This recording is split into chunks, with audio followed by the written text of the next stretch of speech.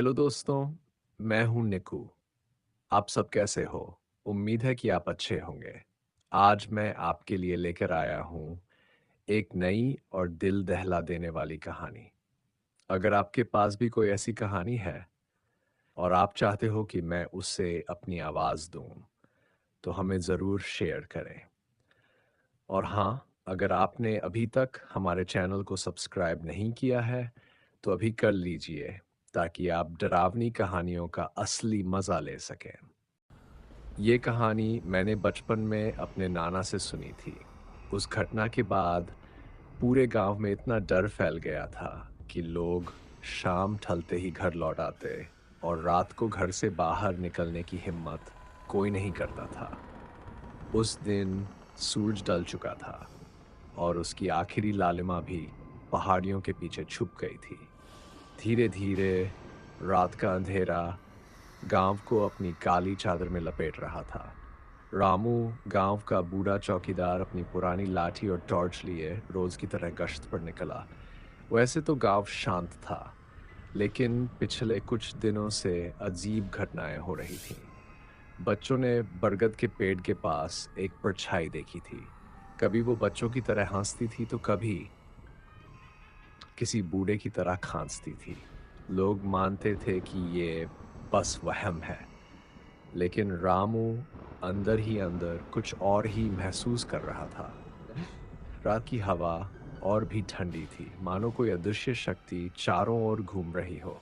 बरगद के पेड़ से गुजरते हुए रामू ने अचानक एक धीमी रोने की आवाज़ सुनी। आवाज़ इतनी दर्द भरी थी कि उसका दिल दहल गया। उसने टॉर्च की रोशनी घुमाई, पर वहां कुछ नहीं था, सिर्फ हवा में झूलती टहनियां। रामू ने सोचा शायद हवा का झोंका होगा, लेकिन तभी जैसे ही उसने पीछे मुड़कर देखा, उसकी आंखें फटी की फटी रह गई। एक औरत बिखरे बालों के साथ, बिल्कुल सफेद चेहरा लिए, सामने खड़ी थी। उसकी आंखें बिना पलक झपकाए रामू को घूर रही थीं और होंठों पर एक अजीब सी मुस्कान थी। रामू कांपते हुए बोला, कौन हो तुम? पर उस औरत ने कोई जवाब नहीं दिया, बल्कि उसने अपना चेहरा धीरे धीरे खींचना शुरू किया, जैसे कोई मुखौटा हटा रहा हो। और तभी असली डर सामने आया, क्योंकि वो मुखौटा नहीं था, वही उसका चेहरा था। चेहरे के पीछे से एक और चेहरा निकला, एक बूढ़े आदमी का। वो बूढ़ा खोखली हंसी हंसते हुए बोला, अब पहचानते हो? रामू के पैरों तले जमीन खिसक गई। उसके सामने हर पल नए नए चेहरे आ रहे थे। कभी छोटा बच्चा, कभी जवान औरत, कभी बूढ़ा आदमी। रामू ने टॉर्च की रोशनी सीधी उसके चेहरे पर डाली और देखा, वो कोई इंसान नहीं बल्कि छलावा था। एक ऐसा प्राणी जो रूप बदलता रहता है। अचानक छलावे ने रामू का हाथ पकड़ लिया। रामू को लगा उसका हाथ बर्फ बन गया हो। उसने पूरी ताकत लगाई और हाथ छुड़ाकर गांव की तरफ भागा। लेकिन छलावा पीछे पीछे अलग अलग रूपों में दौड़ता रहा। रामू ने दौड़ते दौड़ते मंदिर की घंटी बजाना शुरू कर दिया। घंटी की आवाज गूंजी और गांव वाले लाठियां लेकर बाहर निकल आए। भीड़ देखकर छलावा अचानक हवा में गायब हो गया। गांव वालों ने रामू से पूछा, क्या हुआ? रामू ने कांपते हुए पूरी कहानी सुनाई। पहले तो किसी को यकीन नहीं हुआ, लेकिन रामू के हाथ पर जमे हुए बर्फ जैसे निशान देखकर सबके होश उड़ गए। उस दिन के बाद रामू ने कभी रात में गांव के बाहर गश्त नहीं की। और आज भी लोग कहते हैं, जब कोई अकेला होता है तो उसे वही छलावा दिखता है। कभी बच्चा, कभी औरत, कभी बूढ़ा आदमी। रामू की ये कहानी आज भी उस गांव में डर और सच्चाई दोनों की तरह सुनाई जाती। अब आपको अगली कहानी सुनाते हैं। कनपुरा गांव से कुछ दूरी पर एक घना और वीरान जंगल था। उस जंगल के बीच से होकर एक पुराना रास्ता गुजरता था। दिन में तो लोग उस रास्ते से निकल जाते, लेकिन जैसे ही सूरज ढलता, वह रास्ता मौत से भी डरावना हो जाता। गांव के लोग कहते थे, उस रास्ते पर छलावा है, कोई भी इंसान रात को अकेले वहां से नहीं निकल सकता, क्योंकि जो भी गया या तो लौटकर कभी नहीं आया या फिर लौटा तो जिंदा लाश बनकर। एक बार गांव का ही किसान गंगा प्रसाद देर हो गई खेत से लौटने में। उसने सोचा जल्दी जल्दी बैलगाड़ी हाँक कर घर पहुंचा दूं। लेकिन जैसे ही वह जंगल के बीच पहुंचा उसे लगा कोई उसके पीछे पीछे चल रहा है। धीरे धीरे कदमों की आहट बढ़ती गई। वह पलटा पर कुछ नहीं दिखा। फिर अचानक सामने रास्ते में वही आहट वाला साया खड़ा था।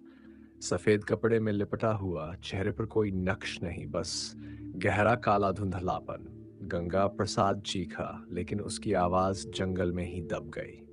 सुबह उसकी बैलगाड़ी तो मिली लेकिन गंगा प्रसाद कभी नहीं मिला।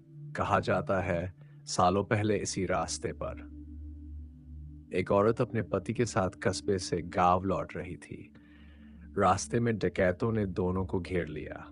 पति को उन्होंने मार दिया और औरत को घसीटते हुए ले गए। उस औरत ने चीख चीख कर गांव वालों को पुकारा लेकिन कोई नहीं आया। कई दिनों बाद उसकी अधजली लाश जंगल में मिली। कहते हैं उसकी आत्मा उसी दर्द और गुस्से में छलावा बन गई। अब वह किसी मुसाफिर को रास्ता नहीं देती, वह हर किसी को उसी दर्द में डाल देती है जिस दर्द से वह गुजरी थी। गांव का ही व्यापारी रामनिवास बहुत हिम्मती माना जाता था।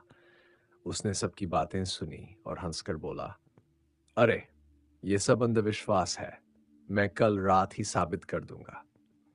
दूसरे दिन रात को वह कस्बे से लौटा। उसकी बैलगाड़ी में ढेर सारा सामान था। जैसे ही जंगल के बीच पहुंचा बैल अचानक रुक गए। उनकी आंखें लाल हो गई और वे जमीन पर कांपने लगे। रामनिवास ने बैल को हाँकने की कोशिश की।